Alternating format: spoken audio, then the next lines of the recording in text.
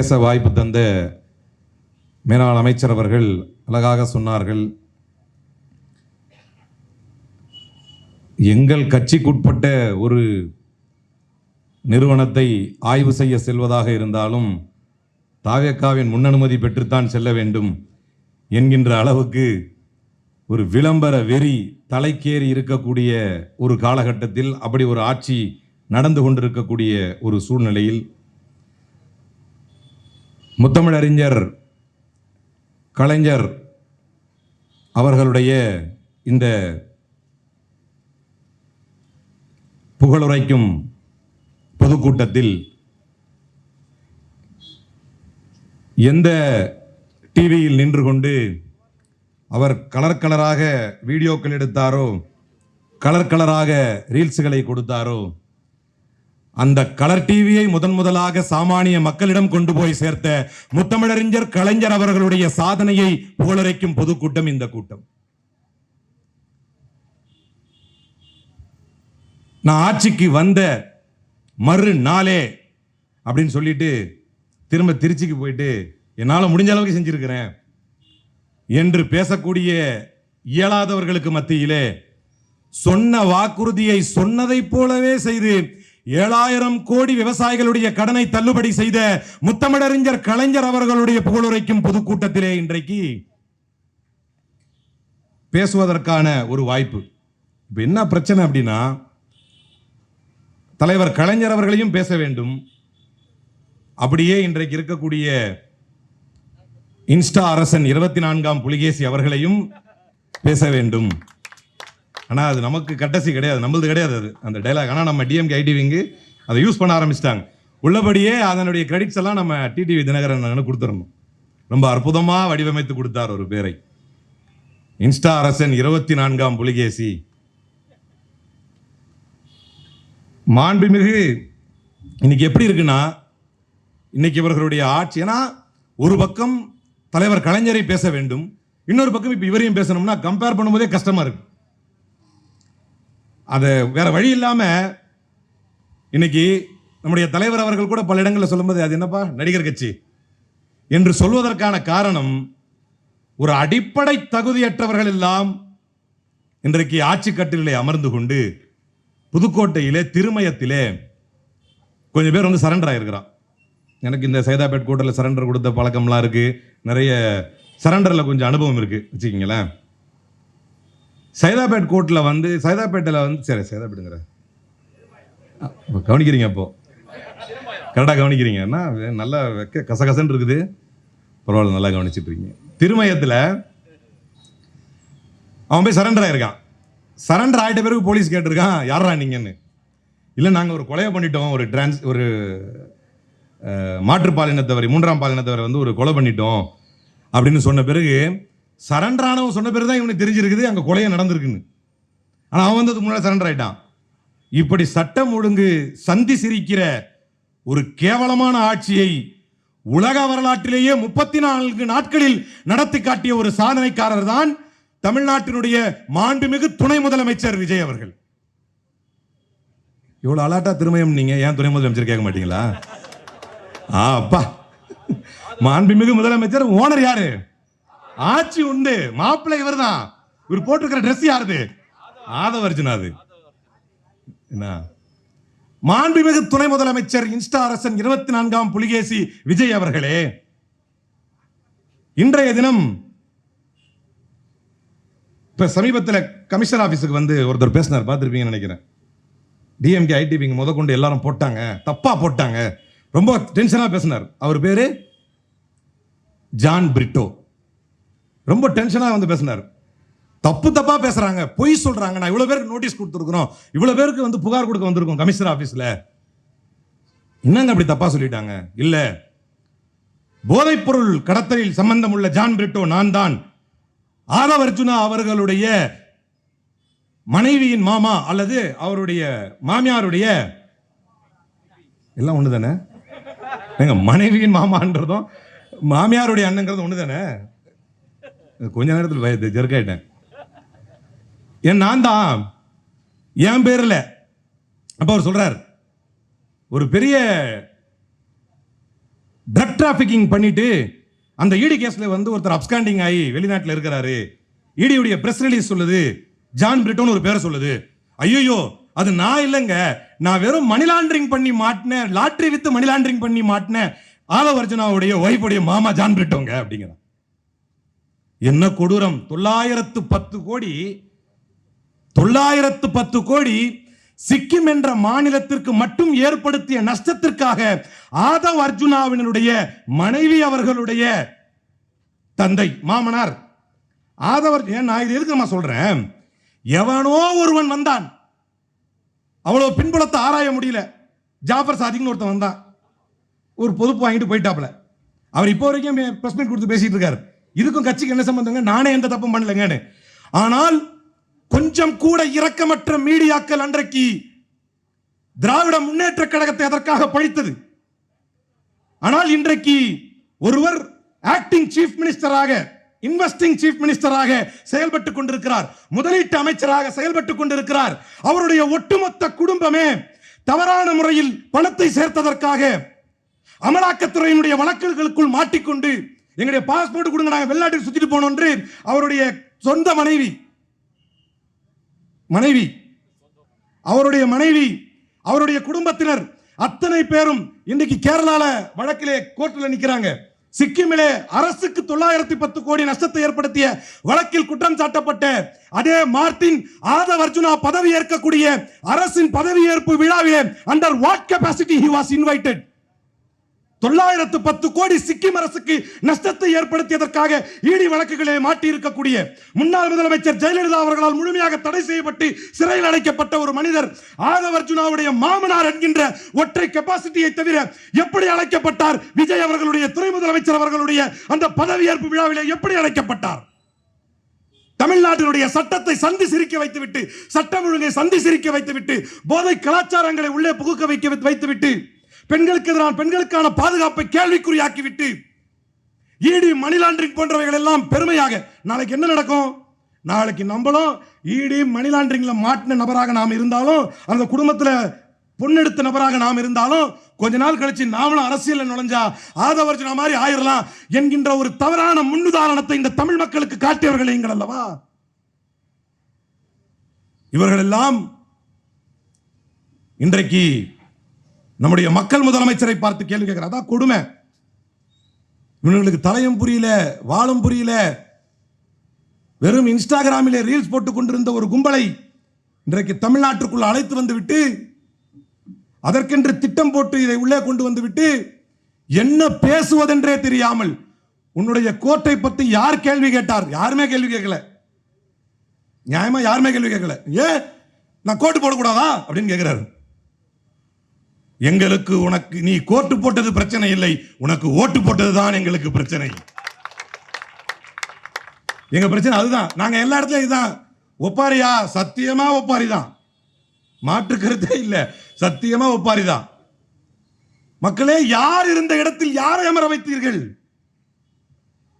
42 பேர் இறந்த போது புறமுதுகிட்டு ஓடிய ஒருவனை அமர வைத்திருக்கிறீர்கள். தனக்கும் தன் அரசுக்கும் எந்த சம்பந்தமும் இல்லை என்றாலும் 70 வயதை கடந்த ஒரு தலைவர் அந்த களத்திலே இறங்கி தன்னுடைய பொறுப்புணர்ச்சியோடு அந்த மக்களை சந்தித்திருக்கிறார். வெளிநாட்டில் இருந்த துணை முதலமைச்சர் உடனடியாக தன்னுடைய வெளிநாட்டு பயணத்தை ரத்து செய்துவிட்டு மறு நொடியே கிளம்பி அந்த மக்கள் மன்றத்திற்கு வந்து அந்த மக்களை சந்திக்கிறார். இந்த மக்களுக்கு ஓய்வு கொடுத்து விட்டு தன்னுடைய கோட்டு பிரச்சனையை மக்கள் மத்தியிலே வந்து பேசிக் கொண்டிருக்கக்கூடிய ஒரு நபரையா முதலமைச்சராக்கினீர்கள்? இது நியாயமா? இன்னைக்கு நான் ரிசல்ட் அப்போ எனக்கு கொஞ்சம் கோளாறாக இருக்குன்னு தெரியும். எனக்கு என்னுடைய தாய் என்னை தொடர்பு கொண்டு பேசுறார். என்னுடைய இன்னொரு சகோதரர் ஒருத்தர் தொடர்பு கொண்டு பேசுறார்.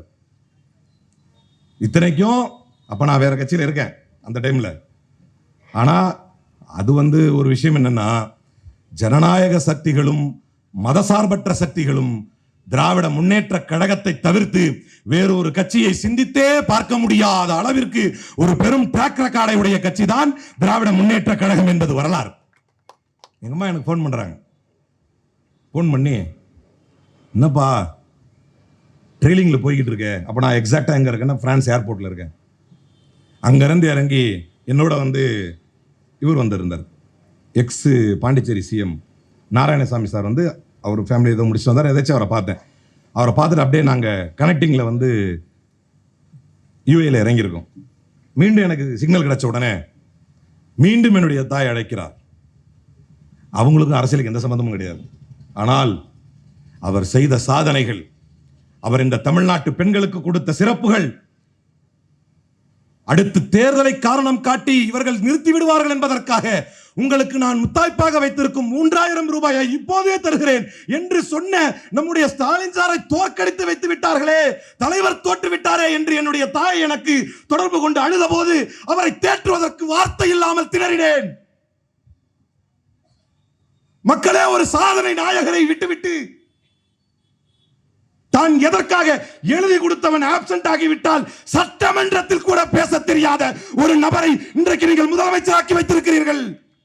எழுதி கொடுக்கிற ஆப்சென்ட் ஆயிட்டான்னா சட்டமன்றத்தில் கூட பேச தெரியாத ஒரு நபர் இன்றைக்கு முதலமைச்சர்.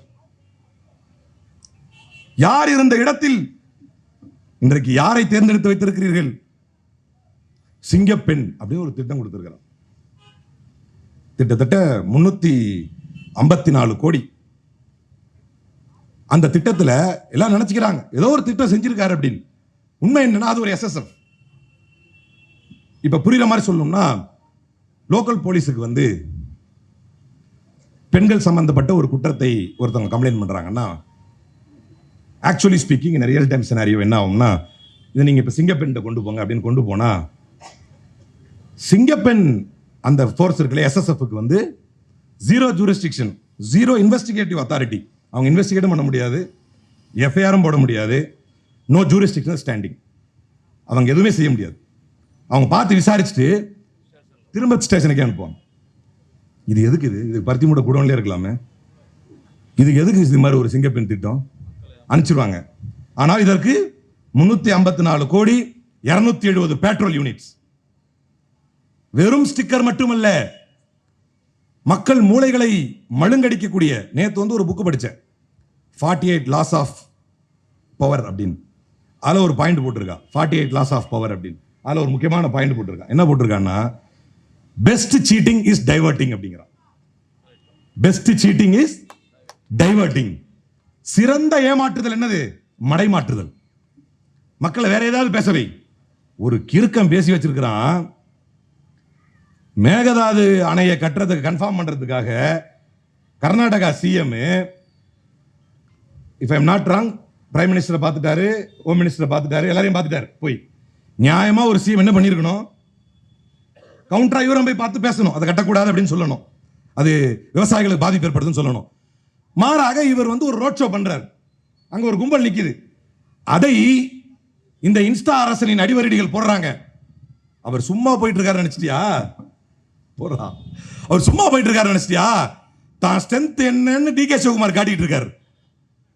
அட கொடுமையே, தான் ஸ்ட்ரென்த் என்னன்னு டிகே சிவகுமார் காட்டிட்டு இருக்காராம். கர்நாடகால நான் யார் அப்படின்னு அவர் காட்டிட்டு இருக்காராம். Best seating is diverting.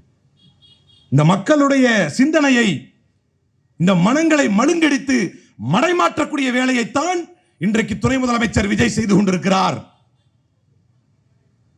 இதற்கு மக்கள் பலியாகி கொண்டிருக்கிறார்கள். காரணம் என்ன? இங்க ஆலந்தூர்ல பார்த்திருப்பீங்க கேஸ். ஆலந்தூர்ல ஒரு பேரு வேம்புலி, ஆலந்தூர்ல பேரு வேம்புலி, சேலத்துல பேரு மணிகண்டன், ஸ்ரீவைகுண்டத்துல பாலசுப்ரமணியன், ஜெயபால். எப்படி வெறும் இதெல்லாம் வந்து இவர்கள் கட்சி அல்லாது தினந்தோறும் பெண்களின் பாதுகாப்பு கேள்விக்குறியாயிருச்சு. ஆட்சிக்கு வந்த முதல் நாளே அப்புறம் போய் கேள்வி கேட்டா என்னால முடிஞ்ச அளவுக்கு சொன்னதெல்லாம் ஆட்சிக்கு வந்த முதல் நாளே பெண்கள் பாதுகாப்பு உறுதி செய்வேன். இவர் சொந்த கட்சிக்காரர்கள், பெண்களே நீங்கள் கொஞ்சமாவது யோசிக்க வேண்டும். ஏனென்றால் நாம் விரும்பாவிட்டாலும் நடந்த உண்மை என்ன? அதிகப்படியான பெண்கள் விஜய்க்கு வாக்களித்தார்கள். இதான் உண்மை. இதற்கு தான் வாக்களித்தீர்களா? என்னை அழைத்து சென்று நான் அருந்துவதற்கு ரஸ்னா கொடுத்து, அதிலே மயக்க மருந்தை கொடுத்து, ஒரு ரூமிலே என்னை அடைத்து, என்னை தொடர்ந்து கற்பழித்து, அதை வீடியோவாக எடுத்து உனக்கு பணி வாங்கி தருகிறேன் என்று சொந்த கட்சிக்கார பெண்களையே நாசம் செய்த, ஸ்ரீவைகுண்டத்திலே நாசம் செய்த இந்த முதலமைச்சருக்காகத்தான் நீங்கள் வாக்களித்தீர்களா பெண்களே? ஒரு ஜிம்ல வேலை செய்யற பொண்ண வீட்டுக்குள்ள உள்ள பூந்து அவளை கட்டாயப்படுத்தி இந்த வேம்புடி இங்க ஆலந்தூர்ல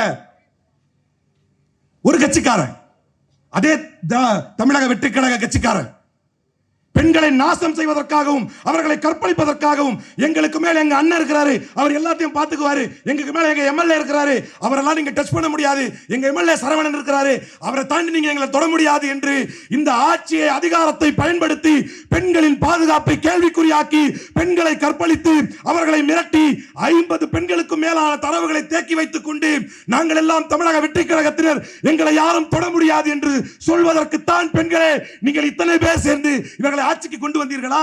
இதே அண்ணா யூனிவர்சிட்டி பக்கத்திலே ஒரு சிறு சம்பவம் நடந்தபோது ஏன் இந்த அநீதி திராவிட முன்னேற்ற கழகத்திற்கு மட்டும்? எங்கேயாவது ஒரு சின்ன சம்பவம் நடந்தா அதை கட்சியோடு சேர்க்கிறீர்கள், அதுக்கு சிபிஐ விசாரணை கேட்கிறீர்கள். அண்ணா யூனிவர்சிட்டி அந்த பிரச்சனைக்கு கட்சியோடு தொடர்புபடுத்துகிறீர்கள், சட்டமன்றத்தில் பேசுகிறீர்கள். ஆனா இனிமேதான் இருக்கு. எத்தனாம் தேதி? 18. நம்ம சொல்லணும் விஜய்க்கு, we are I am waiting அப்படின்னு சொல்லணும். மகனை சட்டமன்றத்தில் எங்கள் எதிர்க்கட்சி தலைவர் ருத்ர தாண்டவம் ஆடி உங்களை துண்ட காணும் துணிய காணும் ஓட வைக்கல. நீ என்னதை செஞ்சாலும் சரி, நம்ம ஒரு விஷயம் கான்பிடென்டா இருக்கு. வில்லிவாக்கத்தில் ஆதவர்ஜனா இன்னைக்கு ஒரு காமெடி, எங்களை தலைவர் சொல்லிட்டாரு பேசாதீங்கன்னு, இல்லைன்னா நான் எஞ்சி பேசிட்டு நீ பேசவே முடியாது நியாயமா பார்த்தா. எங்க தலைவர் சொல்லிட்டாரு, அதனால நாங்கள் அமைதியாக இருந்துட்டு நீங்க ஏந்திரீங்க, நீங்க பேசுங்க, யார் தான் பேசுறீங்கன்னு பார்ப்போம். கலைஞரின் பேரன், தமிழ்நாட்டின் எதிர்காலம், திராவிட முன்னேற்ற கழகத்தின் இளைஞரணி செயலாளர், இந்த தேசமே உற்று நோக்கக்கூடிய பெரும் தலைவர். இவன் சொல்றான், சவால் விடுறான், திராவிட முன்னேற்ற கழகத்துக்கு சவால் விடுறான். இந்த கரூர் சம்பவம் நடந்த உடனே நேபாள் மாதிரி இங்கேயும் இளைஞர்கள் இறங்கி போராடினாதான் சரி வரும் அப்படின்னு ஒரு ட்வீட் போட்டான். போட்டுட்டு பயந்தாங்கோலி அந்த ட்வீட்டை அழிச்சிட்டு ஓடன வந்தா நீ, சட்ட பிரச்சனை வருதுன்னு அழிச்சிட்டு ஓடன வந்தா நீ. இந்தியா முழுக்க வழக்கு, சனாதனத்தை பேசிட்டாரு, இந்தியா முழுக்க வழக்கு. சார் உதயநிதி ஸ்டாலின் சார் என்ன சொல்றீங்க? சொன்ன சொல்லின் மீதும் எடுத்த கொள்கையின் மீதும் எத்தனை வழக்கு வந்தாலும் ஒரே கொள்கையின் மீது உறுதியாக நிற்பேன் என்று சொன்னவர் தான் திராவிட முன்னேற்ற கழகத்தின் இளைஞரணி செயலாளர், தமிழகத்தின் அடுத்த நம்பிக்கை உதயநிதி ஸ்டாலின் அவர்கள். ஒரு சின்ன ட்வீட்டை போட்டு அழிச்சிட்டு ஓடுற ஒரு சின்ன கேஸ் ஆயிரும்னு. ஆனா இந்தியா முழுக்க வழக்கு. நாக்க வெட்டு வாங்குறான், தலையை விட்டு கொண்டு வந்தா 2 கோடிங்கிறான் ஒருத்தன். இந்தியா முழுக்க அதான் டிபேட். இப்ப சட்டமன்றத்தில் பேசுறதுக்கு அதான் டிபேட். நான் கூட அட்டென்ட் பண்ணேன் இப்ப இதுல நேஷனல் டிபேட்ல. ஆனா இவங்க நமக்கு பாடம் எடுக்கிறாங்க. நான் ஒன்னே ஒன்று சொல்றேன். நம்முடைய எதிர்க்கட்சி தலைவர் அவர்கள் ஒரு முறை கேட்டாங்க, இந்த மாதிரி இடி ரைடெல்லாம் இருக்கு, இதுக்காக நீங்க பணிஞ்சிருவீங்களா? எதிர்க்கட்சி தலைவர் சொன்னார், நாங்கள் ஈடிக்கும் பயப்பட மாட்டோம், அதர் மோடிக்கும் பயப்பட மாட்டோம் என்று சொன்னார். நாங்கள் கேட்பது ஒன்றே ஒன்றுதான், மரியாதைக்குரிய துணை முதலமைச்சர் விஜய் அவர்களே, ஒரு நாள் என்றைக்காவது ஒரு நாள் சட்டமன்றத்திலோ அல்லது உங்களுக்கு ஸ்கிரிப்ட் எழுதி கொடுத்து நீங்கள் முழுமையாக மனனம் செய்து விட்டு வந்து என்றைக்காவது ஒரு நாள் உங்கள் மக்களுக்கு முன்னால் மைக்கில் பேசுவீர்களே, அன்றைக்கு என்றைக்காவது ஒரு நாள் இதே போன்று தைரியமாக எங்கள் ஆதவர்ஜுனா அவர்களின் மீதும், அவர் மீது இல்ல அவருடைய குடும்பத்தினர் மீது நீங்கள் ஈடி வழக்குகளை போட்டிருக்கிறீர்கள். ஈடியே உனக்கும் பயப்பட மாட்டேன், மோடியே உனக்கும் பயப்பட மாட்டேன் என்று என்றைக்காவது ஒரு நாள் ஒற்றை வார்த்தை தெம்பாக உங்களால் பேச முடியுமா? ஆனா இவர் தான் என்ன சொன்னார்னா, நான் எல்கேஜி யூகேஜி பசங்க மாதிரி சும்மா சண்டை போடுறீங்க, நிதி தர வேண்டியது, கல்விக்கான நிதியை தர வேண்டியது அவர்களுடைய கடமை, அதை பெற வேண்டியது உங்களுடைய உரிமை. சொன்னவர் யார்? துணை முதலமைச்சர் இன்ஸ்டா அரசன் சொன்னார். என்ன சொன்னாரு? இதுனா விளையாடுறீங்களா? எல்கேஜி யூகேஜி பசங்க மாதிரி, எல்கேஜி யூகேஜி பசங்க மாதிரி விளையாடுறீங்களா? கல்விக்கு நிதி தர வேண்டியது அவர்களுடைய கடமை, அதை பெற வேண்டியது உங்களுடைய உரிமை. சீமான் கூட சில நேரத்தில் காமெடி பண்ணுவாப்ல, நான் அந்த ஜிஎஸ்டி தர மாட்டேன், நான் லாக் போட்டுருவேன் அப்படின்ற கதையெல்லாம் கொடுப்பார். இது சீமானோட என்னோட அப்டேட்டட் வெர்ஷன். இது கொஞ்சம் ரசிகர் அதிகன்றதுனால கொஞ்சம் வேற வெர்ஷன் இது, அவ்வளவுதான்.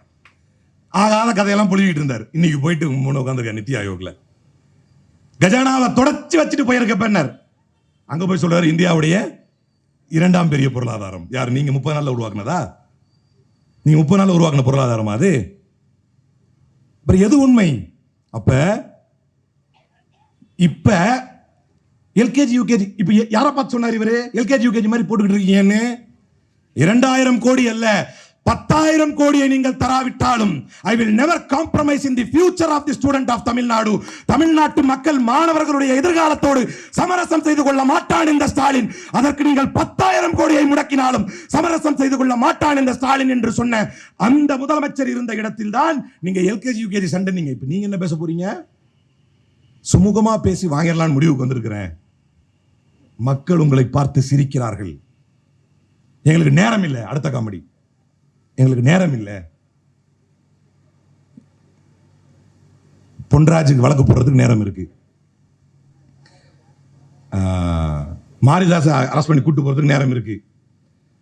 முக்தாருக்கு வழக்கு போட்டு வீட்டுக்கு போய் கூட்டுட்டு போய் அப்புறம் திரும்ப இறக்கி விட்டு ஒரு கேஸ்ல, அதுக்கப்புறம் திரும்ப அப்புறம் இன்னொரு கேஸ் அலிஷா அப்துல்லா அன்னைக்கு காலில் கொடுக்குறாங்க, உடனே சாயங்காலம் கேஸ்.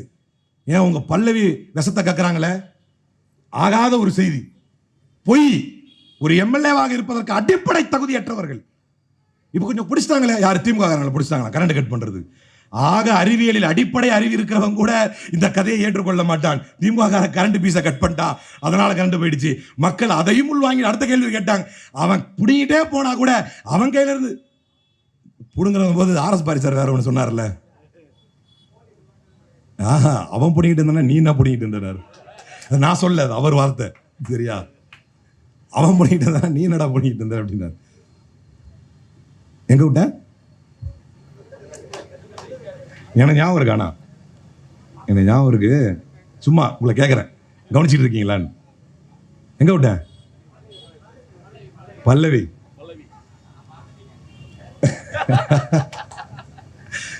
அப்போ அந்த அம்மா வேற சவுண்டா இருக்கிற இடத்துல குழந்தை தூக்கிட்டு போக கூடாது. அதான் யதார்த்தம். இங்க எவ்வளவு தாய்மார்கள் இருக்கிறீங்க. அந்த சிங்கப்பெண் நிகழ்ச்சியில் டம் டம் அடிக்கிறாங்க. அது என்ன பாட்டு? அடிக்கிறார். ஐயோ, induct a clown, expect a circus. ஒரு கோமாளி அரசவைக்குள் நுழைவதனால், அவள் நுழைந்தது அரசவை என்பதனால் அவன் அரசனாக விட முடியாது. நுழைஞ்ச இடம் வந்து அரண்மனைப்பா. அதனால வந்த ஒரு கோமாளியா இருந்தாலும் இடம் அரண்மனை, அதனால கோமாளி என்ன ஆயிட மாட்டான், அரசனாக மாட்டான். மாறாக ஒரு கோமாளி அரண்மனைக்குள் நுழைந்தால் அரசவை சர்க்கஸ் கூடாரமாக மாறும். அடிக்கிறான், சவுண்டு காது கிழியுது. பக்கத்துல பச்சை குழந்தையோட நம்ம உட்காந்துருக்கு. Is it advisable? PR stunt. பேசுது பச்சையா பொய். இங்க மேல கொஞ்சம் பேரை பிடிச்சிட்டாங்க. சரவணன் சார் நோட்டீஸ் அனுப்பி விட்டாரு, தூக்கிட்டான் அந்த வீடியோவே. தூக்கி விட்டா அப்ப பொய்யும் தெரியுது, பேசுனது அடிப்படை ஆதாரமற்ற செய்தியும் தெரியுது. நேரம் இல்லை எங்களுக்கு, கொஞ்சம் டைம் கொடுங்க. மீண்டும் அதைத்தான் I am humbly bringing it to the public notice. பொதுமக்களே, உங்கள் பார்வைக்கு கொண்டு வருகிறேன். தொடர்ந்து தடைபடக்கூடிய மின்சாரத்தை சரி செய்வதற்கு இவர்களுக்கு நேரம் இல்லை. பெண்களுக்கான பாதுகாப்பை உறுதி செய்வதற்கு நேரம் இல்லை. சட்டம் ஒழுங்கை சீராக வைப்பதற்கு நேரம் இல்லை. மேகதாது அணைக்கு எதிராக ஒன்றிய அரசிடம் போய் மனு கொடுப்பதற்கு நேரம் இல்லை. கூட்டணியில் இருக்கிற காங்கிரஸ் கட்சியை எடுத்து பேச வைக்கிறதுக்கு நேரம் இல்லை. 2 அமைச்சர் இடம் கொடுத்துட்டு இருக்கிறான். கஷ்டப்பட்டு நம்மளை ஏமாத்தி ஒரு ராஜ்யசபா சீட்டு வாங்கிட்டு அங்க போய் ஒரு ராஜ்யசபா சீட்டு தொலைச்சிட்டாங்க. பாத்தீங்களா இல்ல நியூஸ்? நம்ம கிட்ட ஒரு ராஜ்யசபா சீட் நம்மளை ஏமாத்தி வாங்கிட்டு அங்க போய் ஒரு ராஜ்யசபா. பத்தியா எவ்வளவு பெரிய கர்மா பத்தியா? சோ மக்களே, இவர்களுக்கு பாதுகாப்பை உறுதி செய்ய, சட்டம் ஒழுங்கை சீர் செய்ய, சீரான மின் விநியோகத்தை உறுதி செய்ய, பெண்களுக்கான பாதுகாப்பை உறுதி செய்ய இதுக்கெல்லாம் நேரம் இல்லை. ஆனால் தொடர்ந்து மக்களை பழி வாங்குவதற்கும், இவர்களை எதிர்த்து கேள்வி கேட்பவர்கள் மீது வழக்கு போடுவதற்கும் முக்தார நைட்டு குடும்பத்தோட போறவரை வலிச்சுட்டு போய் அப்புறம் இறக்கி விட்டுட்டு அதுக்கப்புறம் see we are not okay with this language, அதை விட்டுறலாம். ஆனா பிரச்சனை என்னன்னா உங்களை விமர்சனம் பண்றாருன்னா கைது பண்றீங்க. அதை விட நிறைய பேர் இருக்காங்க கைது பண்றது நியாயமா பார்த்தா. அப்ப அது கைது செய்தது மட்டுமல்லாமல் இங்கிருந்து கமிஷனர் ஸ்பெஷல் டீம் போது வேலூர்ல போய் தங்கி இருக்குது. அவர் கர்நாடகா போறாரு ஏபி வரணும்னு சொல்லி, ஏபி கிடைக்கிற வரைக்கும் மைசூருக்கு துரத்திட்டு போறீங்க. குடும்பத்தோட அரெஸ்ட் பண்ண சொல்லி மைசூர் போலீஸுக்கு சொல்றீங்க. குடும்பத்தோட அரெஸ்ட் பண்ணணும் அப்படின்னு மைசூர் போலீஸ் சொல்றீங்க கர்நாடகா போலீஸுக்கு. கர்நாடகா போலீஸ் அப்படி கிடையாது, நீங்க கொடுத்துருக்கிறது இவர் மட்டும் தானே அப்படின்னு சொல்லுது. அவரை தூக்கிட்டு வர்றீங்க. அவர் இப்ப நேத்து மனு பார்க்கும்போது, வழக்கறிஞர் மனுவில் பார்க்கும்போது சொல்றாரு, என்னை பெண் காவலர்கள் அறைந்தார்கள் என்று சொல்கிறார். என்னை பெண் காவலர்கள் என்னை அறைந்தார்கள். நான் முதலமைச்சரை, நம்முடைய மக்கள் முதலமைச்சரை சந்திக்க சென்ற போது உள்ளத்தில் என்ன உள்ளம், அது நல்ல உள்ளம், அந்த பாட்டு ஒன்று, உள்ளத்தில் சிறந்த உள்ளம் தானே, நல்ல உள்ளம் உறங்காது என்பது ஏதோ பாட்டு போட்டிருப்பார் போல இருக்கு. இப்ப உறங்கிருச்சா என்று கேட்டு என்னை அறைந்தார்கள் என்று சொல்கிறார் மனுவில். இதுக்கெல்லாம் நேரம் இருக்கா? ஆனால் ரொம்ப ஆணவத்தில் ஆடுகிறீர்கள். தன்னை எதிர்ப்பவர்களை, தன்னை விமர்சிப்பவர்களை அது அவர்களுடைய ஜனநாயக உரிமை என்று நம்முடைய மக்கள் முதல்வர் எந்த அளவுக்கு விட்டார் என்றால், திராவிட முன்னேற்ற கழகத்தின் கட்சியினரே இதுக்கு மேல நாகரிக அரசியலா தலைவரே, இவர்கள் எல்லாம் என்னன்னு கேளுங்க என்று கொந்தளிக்கக்கூடிய அளவிற்கு விட்ட பிறகுதான் அவர்கள் மீது நடவடிக்கை எடுத்தார். அந்த அளவிற்கு அவர்களுடைய ஜனநாயக உரிமைகளை காத்த ஒரு முன்னாள் முதலமைச்சர் இருந்த இடத்தில் தான் இன்றைக்கு நீங்கள் பத்திரிகையாளர்களை, உங்களை எதிர்ப்பவர்களை, உங்களை எதிர்த்து கேள்வி கேட்பவர்களை வேட்டையாட தயாராகி விட்டீர்கள். அதே போல சிங்கப்பன் என்ற ஒரு திட்டத்தை கொண்டு வந்து சட்டப்படி எந்த பவரும் இல்லாத ஒரு எஸ்எஸ்எஃப் உருவாக்கி, அதுல உருவாக்குனதுக்கு பதிலா நீங்க என்ன பண்ணிருக்கலாம் அப்படின்னா,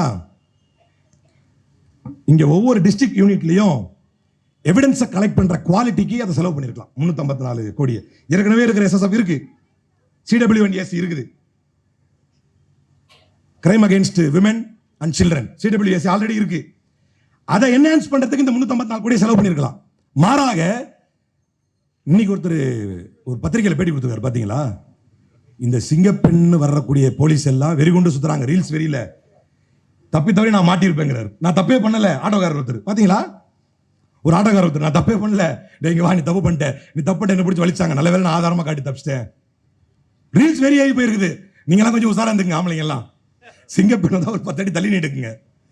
அவங்க வந்து ஃபுல்லா போனோட சுத்துறாங்க. இப்ப யாரையாவது ஒருத்தரை பிடிச்சி ஏதாவது ஒன்று பண்ணிடணும் அப்படின்னு. அப்ப ஒரு ஃபாரன்சிக் லேப் கெப்பாசிட்டியை வந்து எவிடன்ஸ் பேக்லாக் நிறைய இருக்குது கவர்மெண்ட்ல, CWSC. அதை சரி பண்றதுக்கு நீங்க இப்ப போக்சோ கேசஸ்லாம் போறாங்க இல்லையா, அந்த போக்சோ கேசஸ் போறப்ப அந்த குழந்தைங்க விட்னஸ் கொடுக்குதுல்ல, அதை எடுக்கிறதுக்கான ப்ராப்பர் டெக்னாலஜி கொஞ்சம் குறைவா இருக்கு. இந்த 354 கோடி அதை செலவு பண்ணிருக்கலாம்.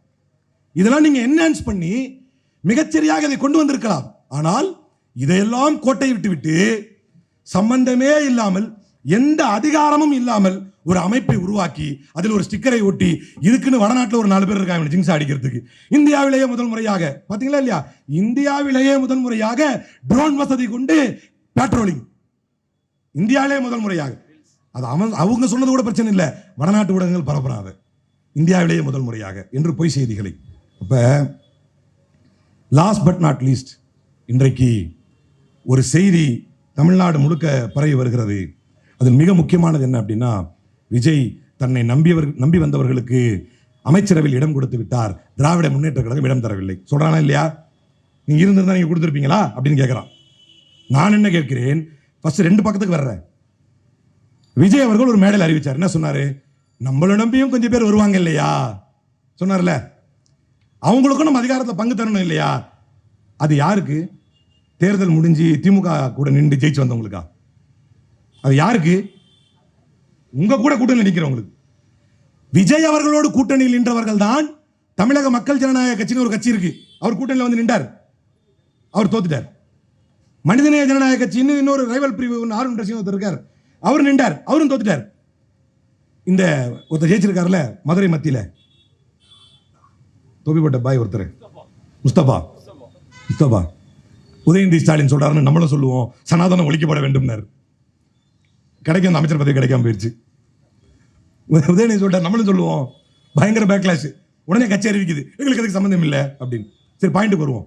அந்த முஸ்தபாவும் தனி கட்சி வச்சிருக்காரு. நியாயப்படி பார்த்தால் விஜய் வாக்குறுதியின் மீது உண்மையுள்ளவர் என்று சொன்னால், கொடுத்த வாக்குறுதியின் மீது உண்மை உள்ளவர் என்று சொன்னால், அந்த முஸ்தபா அமைச்சராக்கப்பட்டிருக்க வேண்டும். முஸ்தபா அவர்களே, உங்களுக்காக திமுக பேசுகிறது தெரிந்து கொள்ளுங்கள், உங்களுக்காக பேசிட்டு இருக்கிற நியாயமா அவர் கொடுத்திருக்கணும் அமைச்சர். ஆனால் எவ்வளவு பெரிய சந்தர்ப்பவாதம், சீட்டு பத்தல அப்படிங்கிறதுக்காக திமுக கூட நின்று ஜெயித்தவர்களை அழைத்து வந்து அவர்களுக்கு கொடுத்து விட்டு சண்முகம் என்கின்ற கம்யூனிஸ்ட்காரர் சொல்கிறார், காலம் முழுக்க திமுக எதிர்த்தே நின்றது, அவர்கள் கூட்டணி வைப்பதை மக்கள் ஏற்க மாட்டார்கள். பேச்சு நடந்தா இல்லையாங்கிறது வேற விஷயம். நான் என்ன கேட்கிறேன், தீய சக்தி திமுக என்று வாக்கு பெற்றார் விஜய். அந்த திமுகவிடம் வாக்கு பெற்று வெற்றி பெற்றவர்கள் தான் இந்த காங்கிரஸ்காரர்களும், இந்த கம்யூனிஸ்ட்காரர்களும், இந்த விசிகாரர்களும், இந்த முஸ்லீம் லீக்காரர்களும். அவங்க ஓட்டு மட்டும் வாங்கி ஜெயித்து அந்த எம்எல்ஏக்களை வச்சு நீங்க ஆட்சி அமைப்பதை மக்கள் ஏற்பார்களா? இந்தியாவிலேயே ஒரு தலைவர், இந்தியாவிலே ஒரு தலைவர்.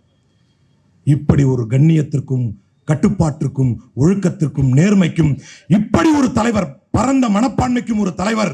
என்னை கேட்டார்கள், ஜனாதிபதி ஆட்சி வந்துவிடக் கூடாது என்பதற்காக நீங்கள் சென்று வாருங்கள் என்று சொன்னேன் என்று சொன்னாரே. தன்னை எதிர்க்கின்ற ஒருவன் ஆட்சி அமைப்பதற்கு தன் கூட்டணி கட்சிகளை அனுப்பி வைத்த ஒரு தலைவரை வரலாற்றில் காட்டுங்கள். It's an open challenge. ஒரு தலைவரை. அவர் மனத்தை நோகடித்தீர்களே அநியாயக்காரர்களே.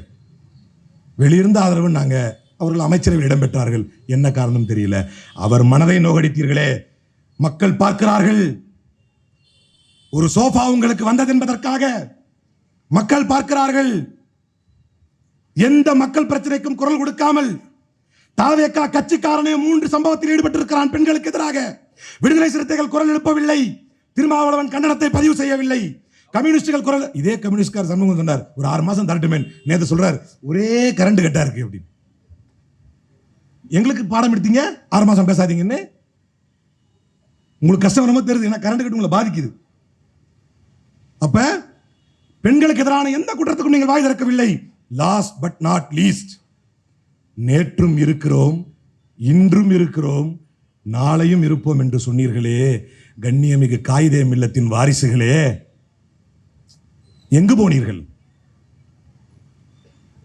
முஸ்லிம்களை தன்னுடைய நெஞ்சில் தாங்கி வக்ஃப் அமெண்ட்மென்ட் ஆக்ட் என்கின்ற ஒரு கொடுஞ்சட்டம் வந்தபோது இந்தியாவில் எந்த முதலமைச்சரும் செய்ய துணியாத ஒரு காரியம், சட்டமன்றத்தை போராட்ட களமாக்கி வக்ஃப் திருத்த சட்டத்தை ஏற்றுக்கொள்ள முடியாது என்று போராட்ட களமாக்கி போராட்ட கோஷங்களை சட்டமன்றத்திற்குள் செய்த ஒரு முதலமைச்சர். கண்ணியமிகு காயிதே மில்லத்தின் வாரிசுகளே, இப்படி மறந்து விட்டீர்களே.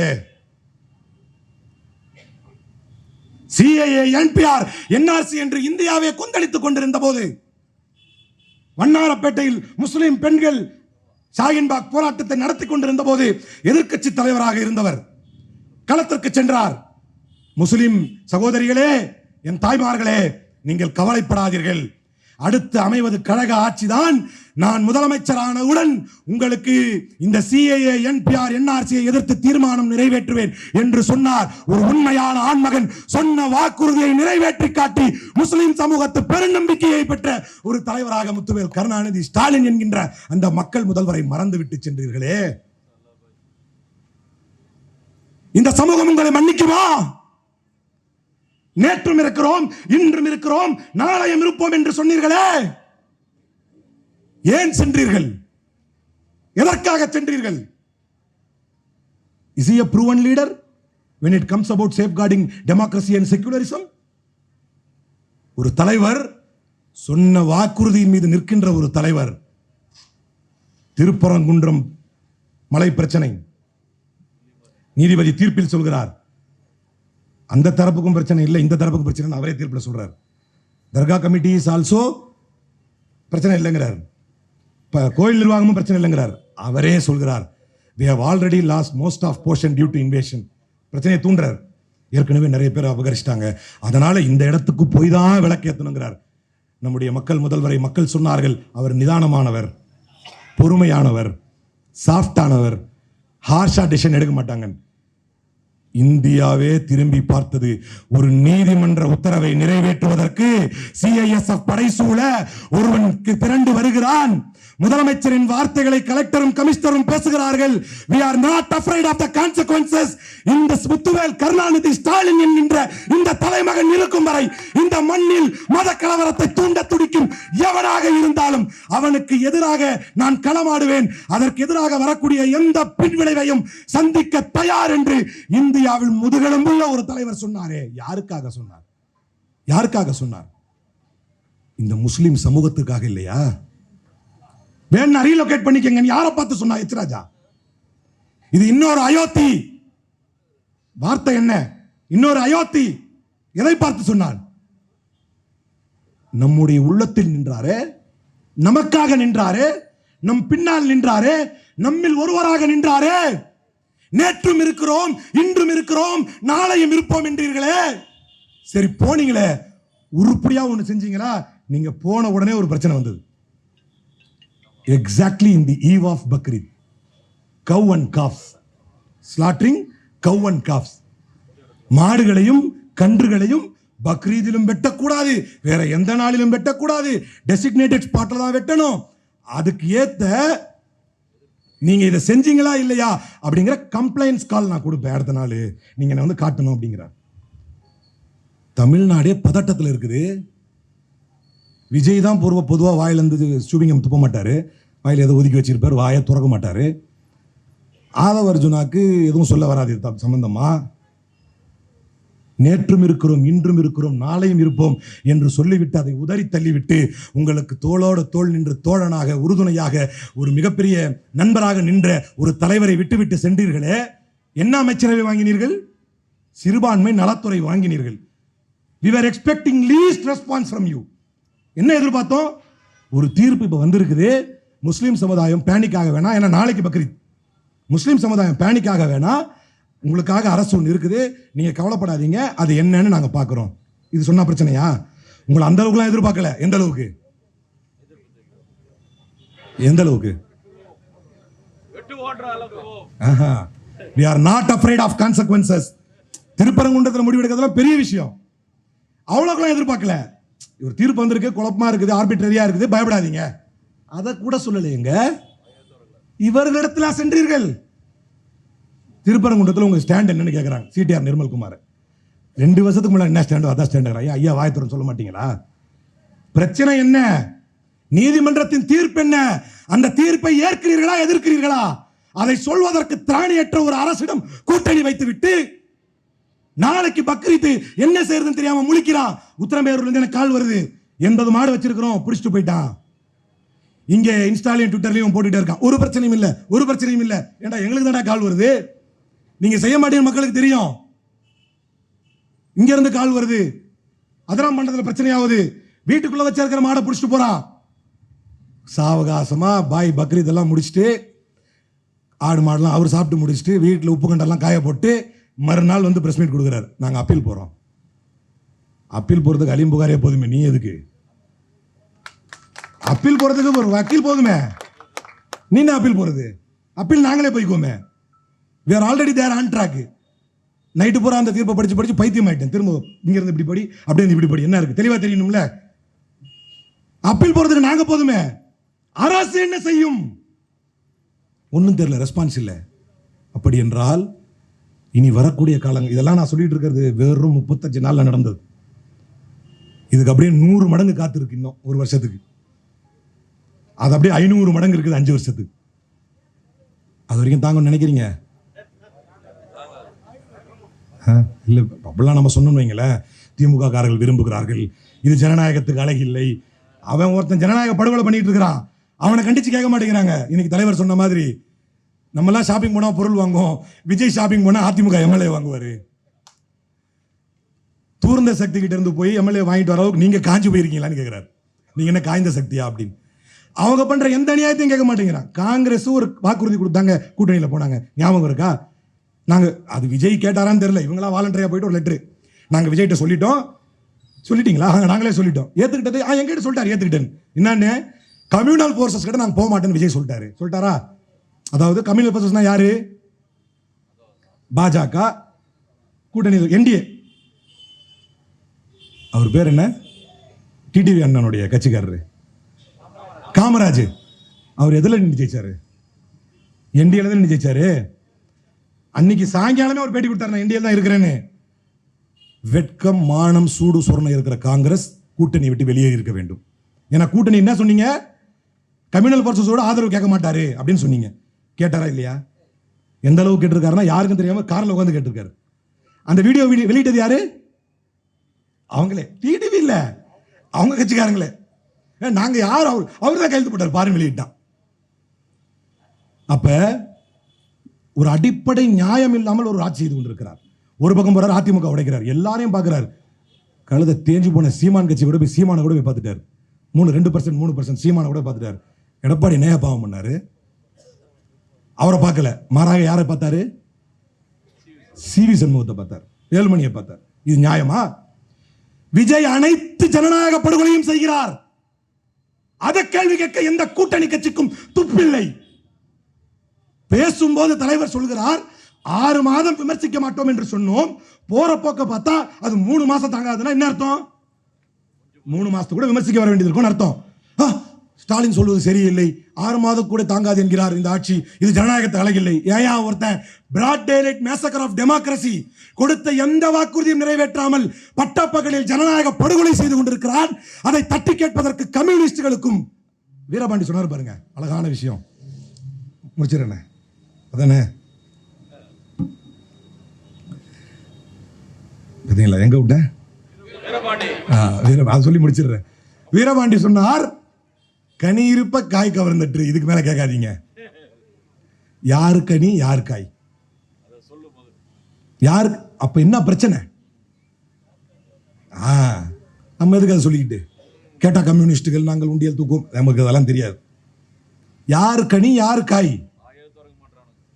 அற்ப அதிகாரத்திற்காக போறீங்களே, தோல்விகளில் இருந்து துவண்டு விடாத ஒரு இயக்கம், எதிர்க்க எதிர்க்க எழுந்து வந்த ஒரு இயக்கம், எதிர்ப்பின் மூலமாகவே எழுச்சி பெறும் ஒரு இயக்கம், தோல்விகளில் இருந்தே தன்னை உருவாக்கி கொண்ட இயக்கம். இந்தியாவிலேயே யாரும் இதை கண்டு எழுந்திராத, எதிர்த்திராத, எமர்ஜென்சியை கண்டே அஞ்சாத ஒரு இயக்கம் திராவிட முன்னேற்ற கழகம். மீண்டு வரும், மீண்டும் எழும். மிக விரைவில் வரக்கூடிய உள்ளாட்சி தேர்தல்களிலே, இடைத்தேர்தல்களிலே தேவைப்பட்டால், ஜனநாயகத்தில் அவசியம் ஏற்பட்டால், மீண்டும் வரக்கூடிய தேர்தல்களிலே மீண்டும் திராவிட முன்னேற்ற கழகம் வெற்றி வாகை சூடும். திராவிடியல் 2.0 அமையும். முத்துவேல் கருணாநிதி ஸ்டாலின் எனும் நான் என்கின்ற வாசகம் அனைத்து செய்தித்தாள்களையும் நிரப்பும். நன்றி, வணக்கம்.